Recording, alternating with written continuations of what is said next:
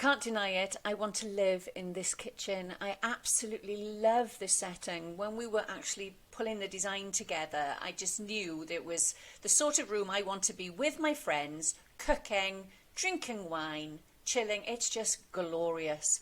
When you look at the actual architecture of the space, you've got beams on the ceiling. You can tell that the essence of the actual building is quite traditional. You've got some really lovely contemporary rustic elements are used in the far room at the back here. And this is why we decided to actually use a flooring that would have been in keeping with the traditional aspect of this property. So we've gone for a limestone effect porcelain. It looks just like an authentic limestone with all the variations in tone, etc. It looks a little bit like an old flagstone floor. But because it's made of porcelain, we don't have any worries about needing to seal the product. If, and I'd be quite likely to do this, you happen to drop a glass of red wine, it's not going to stain the tiles. So it's one of those products that looks very much at home in the setting, looks very traditional, very authentic, but requires very little maintenance. That's the sort of product I like. We've actually use this product to go through into the utility, through into the living areas, and it just looks so good when you zone it then with area rugs, as we've done in the rear part of the property here. Then we move on to the kitchen. Now, in a very traditional setting, we decided to put a very contemporary, minimal style kitchen.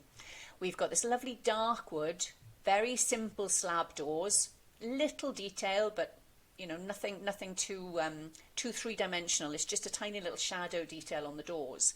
And then we have a traditional waterfall marble worktop on the island.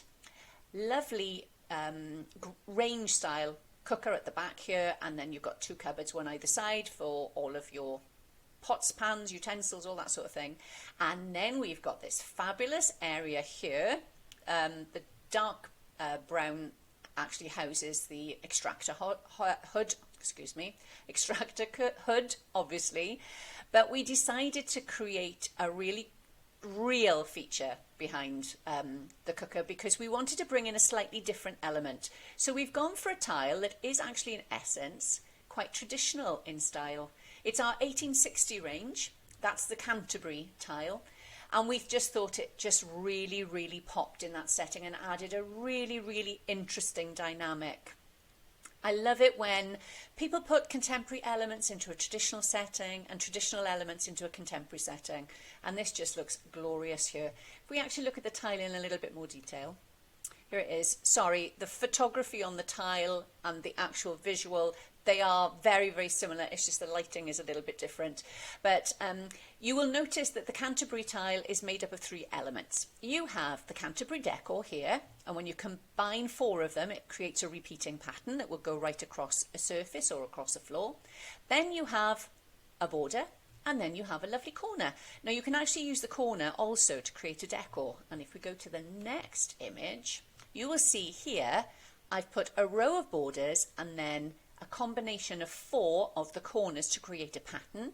And those of you who are eagle-eyed will have noticed in the back here of the utility, that is exactly what we've done. We've done a combination of four corners and a row of borders are running along the bottom. So it's the same tile as we've used here, but used it in a very different combination, and it just gives it a little bit of a different twist. Around the perimeter of our feature here, we've actually used the plain 1860, and it just looks great. Now these tiles look just like an encaustic tile. Now traditional encaustics are so beautiful, they've got soft shading, and you get exactly that with the 1860 collection, but it's made of porcelain. So you don't have to worry about sealing the product. We're at BIID, we want the look, we want the design, but life's too short for a load of maintenance. So this is just absolutely lovely. I've been swooning over this kitchen for ages, to the point that I would really like to move house, move in here with my case. But I really hope you think it's an interesting combination and that it's actually maybe sort of fired up a few ideas that maybe you wouldn't have had before when it comes to actually doing your own home.